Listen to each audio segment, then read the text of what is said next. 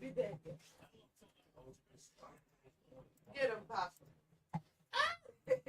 Look. See, watch your fucking elbow, bitch.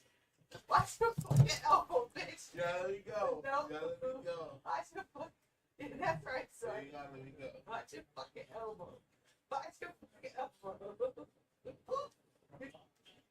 Boot fix. Get him, Papa. Look, he don't even want to beat you up. He don't want to beat your bitch ass. Okay. Let me see. Okay. Turn it around. There go your toothbrush. Stop.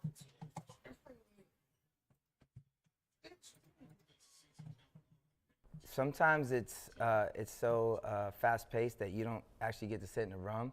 So you're suggesting ideas and designs that. Today we're building this awesome budget gaming PC that can still play all the newest games and could even have the potential to stream with some upgrades. The whole world of PC gaming is pretty crazy. On one side you have really expensive overkill computers, but if you love to shop around and find great deals, you can find yourself on the other side and build some really awesome budget gaming computers. And the budget PCs still get the job done for most people. That is what we're doing today. Cable around and only added testing at 1080p with medium settings, and I'm also going to be testing it at performance mode. With medium settings, it averaged 98 FPS. I did notice a lot of lag spikes though.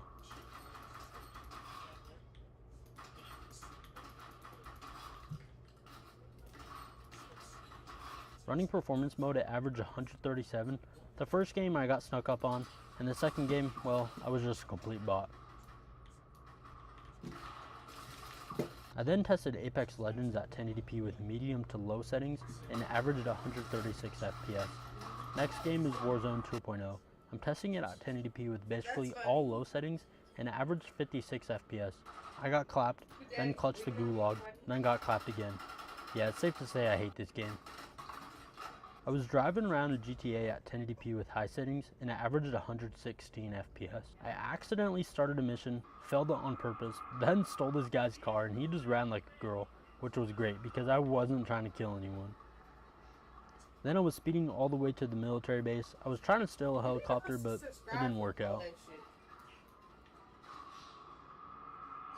I ran synthetic benchmarks in Borderlands 3 and Shadow of the Tomb Raider, both at high settings, and they performed pretty great. What do you guys think of this build? I think it performs great, especially for only costing around $230. As I mentioned in the beginning of the video, this PC could stream. Since it does have a 1660 Super, it could stream using the NVENC encoder, but if you did want to stream, I do recommend upgrading the CPU to a newer platform such as a newer Intel or even a newer Ryzen CPU. All the parts used in today's video will be linked down below, as well as some parts I recommend upgrading to. But if you enjoyed the video, then smash that like button, watch this video next, and I will catch you guys in the next one. Today I'll be building the fastest gaming PC for only $1,000. With brand new PC parts coming out and mining becoming obsolete, PC parts have never been this cheap. This is literally the best time to build a PC. I mean, you can get an RTX 3070 right now for less than $400 in the used market, and a 3070 Founders Edition for only $400. This entire PC cost me only $926 with a 12400F and an RTX 3070, and I still have money left over for cable extensions and a Windows 10 Pro CD key, which I was able to get for around $15 from VIP or cdkey.com. If you guys are planning on building a PC, make sure to get your keys from that website and use the code TS20 for an extra 20% off. Let's say you don't want to buy a used graphics card. You want to get something new so it's still under warranty. Well, I got you covered. Even with a brand new PNY RTX 3070, the cost of this entire build is still around $1,000. I mean, fine, it's only $26 over the budget, but you are still getting all new parts for this PC. So with that said, let's start the build.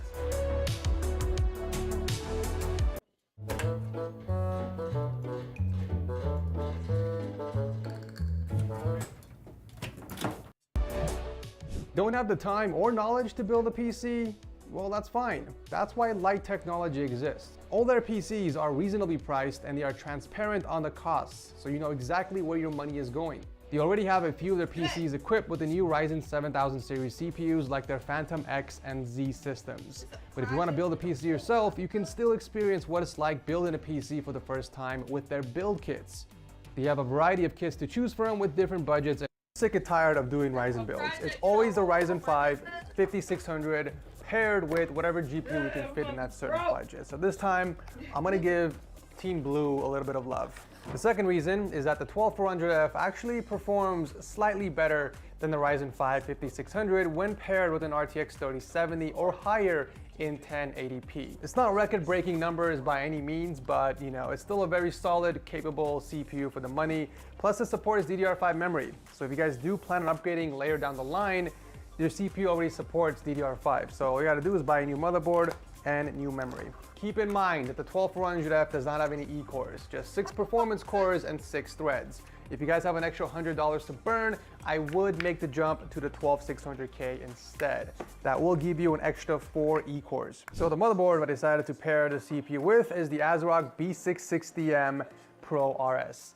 I'm gonna be honest with you guys, ASRock is never my first choice when it comes to motherboard selection. Shit, I personally hate their UI. It is complete garbage when you're inside the BIOS, but weird. I couldn't pass this one up just because of the features it offers for the money. For $100, you get a solid B660 board with decent Testing.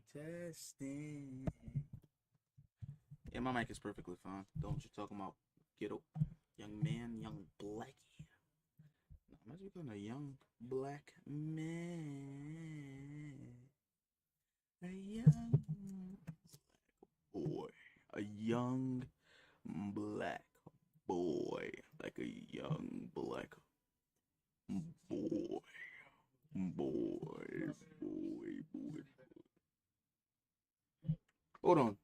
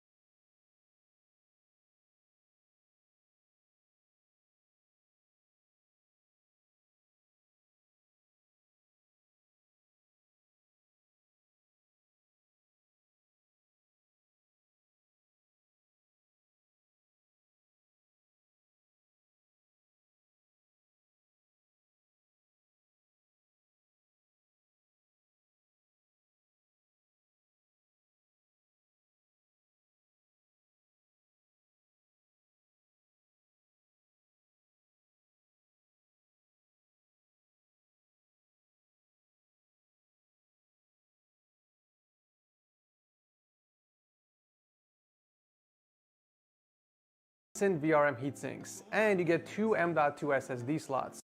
I always love the fact that this board has 4 DIMM slots instead of 2 like the other budget B660M boards in this price range. This means you can add 2 more sticks in the future if you want to upgrade your system. Plus, it's got a nice selection of fan headers on here. We have a total of 5, including a CPU fan header. So we have the choice of adding up to 4 additional fans in this build. You even have the option of installing a Wi-Fi card directly to the board instead of buying a USB version and using up a USB port in the back of your board. So the i5-12400F is a locked CPU and it doesn't get that hot. So there's no need in buying an aftermarket cooler.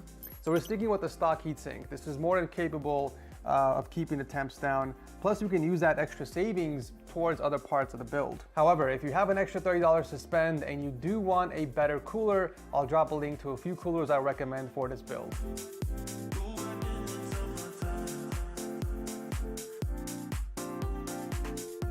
Okay, moving on to memory. This was a very easy choice. The G.Skill Ripjaws are pretty much the staple of all budget builds. You get very fast sticks that are also compatible with a wide array of motherboards because these are actually on the QVL of most manufacturers. This means the memory is guaranteed to be compatible with your motherboard, which also means you can enable XMP in the BIOS without worrying about system instabilities. These are really fast sticks as well. You get a 3600 megahertz frequency with CL16 timing for dirt cheap. Really great memory sticks for the money. For storage, we're keeping it simple with a 1 terabyte M.2 SSD from PNY.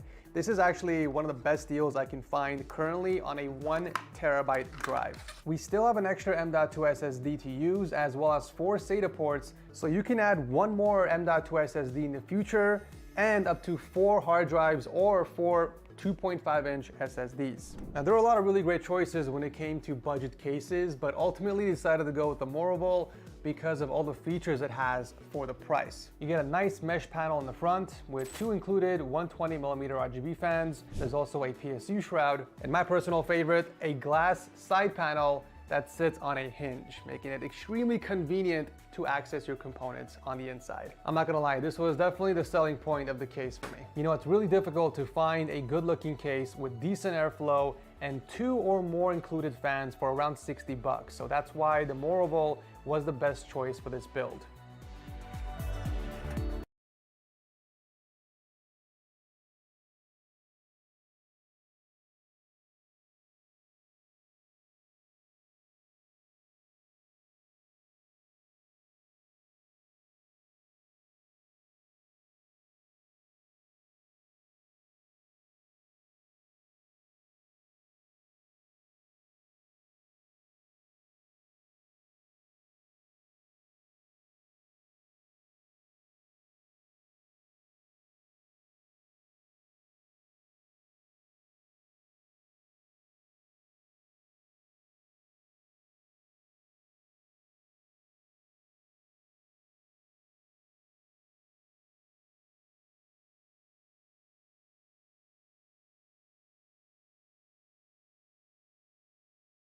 Right, so is 280 actually better than 240?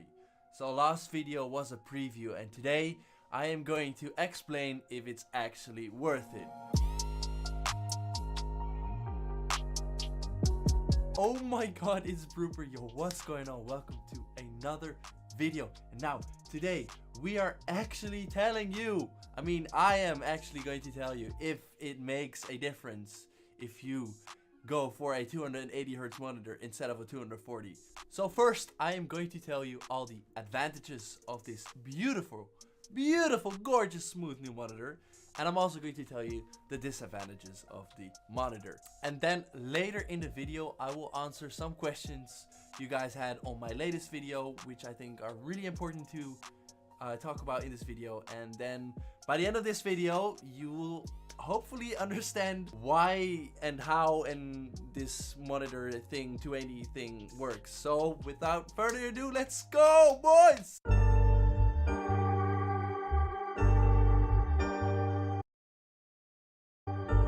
So let's start with the main advantages of getting this monitor. And first of all, it's way smoother. Yes, it is better than 240. Yes, it's noticeable. Yes, it makes you feel way better. And I've tried this in creative, I tried this in public matches. It works, and the difference of 40 hertz actually makes a tiny but worth it difference. So for me, this monitor costs around 400 euros, and compared to other 240 hertz monitors, it's actually not that expensive. In fact, some other 240 hertz monitors are way more expensive than this one. So as I said earlier, and this is the second advantage, it's pretty cheap, it's pretty affordable. For me, it was, with discount, it was 360 euros, and that is a really good price for a top end gaming monitor. Some gaming monitors go up to like 3,000 euros, and this one is only 350. Like, what? And you have better performance because you have 280 and you don't have 240. Just think about it. Other two tiny advantages that this monitor has: it has IPS, so the color accuracy is just really good. It doesn't look shit. It's not a TN panel, it's just good quality colors. The viewing angle is also really good. The other small advantage is that it has 1 millisecond delay. So if you combine the 280 hertz with the 1 millisecond delay, it's just gonna make you so much better. Honestly, dead ass, it's going to make you better.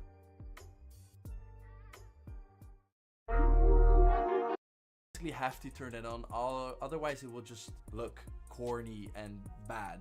And so if you turn that on,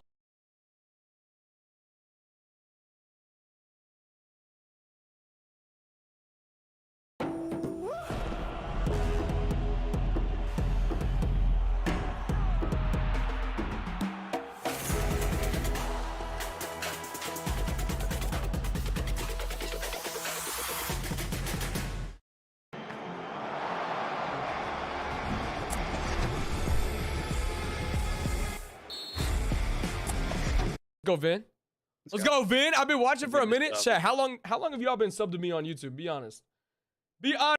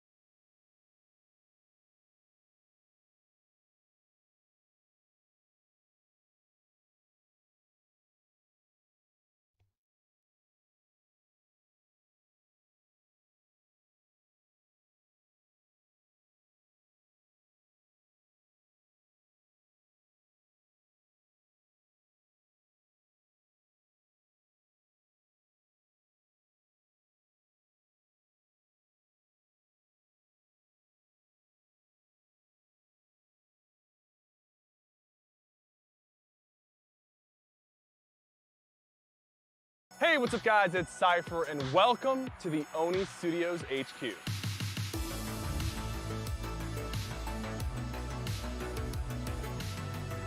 Okay, so this place is 30,000 square feet, which is bigger than most esport compounds. And you might be wondering, why? Well, listen, today I'm gonna give you a tour of the entire facility, and I'm gonna explain exactly how this place is gonna make our content a lot better. And stick around until the end because there's one room in particular that I think you guys are gonna be really excited about. Okay, so what is Oni Studios and why are we doing this? Oni Studios is a content organization and we announced it exactly 1 year ago today. It's always been my dream to be a content creator and to make it big. And now with the team that we've built at Oni, I can help other creators achieve their dreams as well. Okay, so why do we need the headquarters? It's two things mainly. First of all, everybody who works at Oni can actually come in here to work, and we have built teams to help me with all of my content needs, from social media to marketing to Metal Umbrella to the animation team and the Fortnite map making team. The list goes on and on. Now we have one huge HQ where everybody can actually come in and work here in Austin, Texas. And listen, I know it sounds a little bit crazy, but a lot of your favorite YouTubers actually have huge teams. I'm just one of the first streamers, or maybe the first